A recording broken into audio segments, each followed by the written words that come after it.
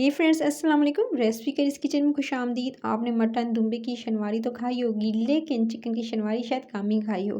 ये मज़ेदार चटखारेदार शनवारी जिसे आप ना सिर्फ ईद पे दावत पे बना सकते हैं बल्कि इफ्तार में भी बनाकर सर्व कर सकते हैं। तो बिस्मिल्लाहिर्रहमानिर्रहीम। इस रेसिपी के लिए सबसे पहले आपको चाहिए चिकन। 1 किलो चिकन लिया है मैंने, उसको धोकर वॉश करके ड्राई कर लिया। उसके अंदर शामिल कर रही हूँ एक दरमियाने साइज़ का प्याज लिया और उसको मैंने ग्रेट कर लिया और उसका इस तरह से पल्प शामिल कर रही हूँ। साथ में आपने 1 टेबलस्पून भरकर अदरक और लहसुन का पेस्ट इसके अंदर शामिल कर देना है।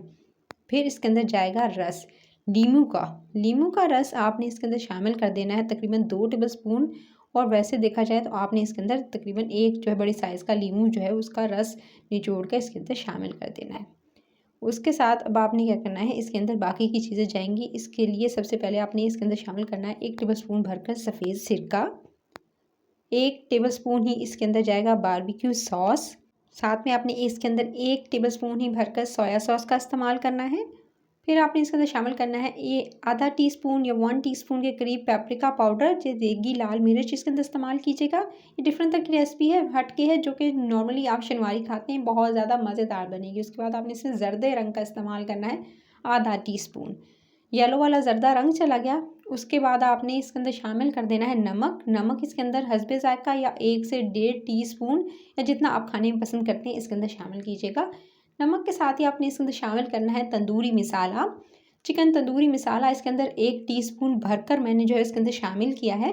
साथ में आपने इसके अंदर शामिल कर दिया मिसाले के साथ ही आपने हाफ़ टी स्पून जो है वो गरम मसाला पिसा हुआ गरम मसाला जो है वो हाफ़ टी स्पून इसके अंदर शामिल कर दीजिएगा। तमाम स्पाइसेस चले गए। अब तमाम मसालों को आपने अच्छे से चिकन के साथ मिक्स करना है और मिक्स करके अब आपने इसको एटलीस्ट मैंने पूरी रात फ्रिज में रख दिया था। आप चाहें तो इसे एटलीस्ट 2 से 3 घंटे तो ज़रूर दीजिएगा ताकि अच्छा जायकेदार चिकन बने। फिर जी अपने पैन लेना है, उसमें आपने तकरीबन 2 टेबलस्पून के करीब खाने के जो होते हैं वो तेल डालने हैं और उसमें आपने डायरेक्टली चिकन को डाल देना है। इसी स्टेज पर आप इसके अंदर टमाटर शामिल करेंगे। अच्छा, टमाटर जो है मैंने 2 बड़े साइज़ के टमाटर लिए थे, उनको फाइनली काट के शामिल कर दिया।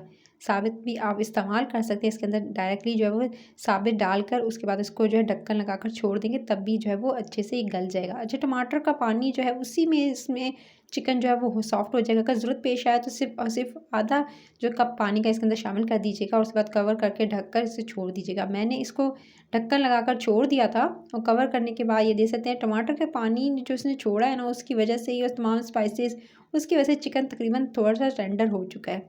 मज़ीद इसको पकाएंगे ताकि अच्छे से चिकन गल जाए और कच्चा न रहे। और टमाटर अभी देख सकते हैं अभी सॉफ्ट नहीं हुए हैं। मैंने सिर्फ 2 से 3 मिनट इसको कवर किया है और आपको दिखा रही हूँ कि टमाटर थोड़े हल्के से सॉफ्ट होना स्टार्ट हो गए हैं, चिकन अभी कच्चा है।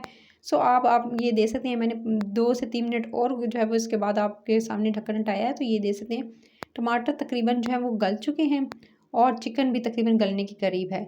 अब जो है आपने इसे मज़ीद कुक करना है ताकि चिकन जो है वो कच्चा ना रहे, इसलिए आप इसे कवर करके छोड़ देंगे तो ये इंस्टेंट जो है वो डन हो जाएगा, ज़्यादा टाइम भी नहीं लगेगा, चिकन अच्छे से सॉफ्ट हो जाएगा और गल जाएगा।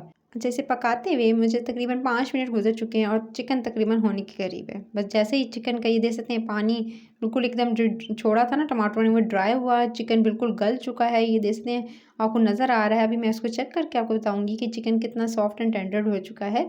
सिर्फ और सिर्फ मैंने इसे कवर करके मज़ीद जो है 4 से 5 मिनट के लिए इसको कवर करके ढक्कन लगा के छोड़ दिया था और इसको अब आप जब उठाएंगे ढक्कन तो ये देख सकते हैं चिकन बिल्कुल एकदम सॉफ्ट हो चुका है। अभी मैं आपको दिखाती हूँ, ये देख सकते हैं चिकन एकदम ऐसे बिल्कुल गल चुका है।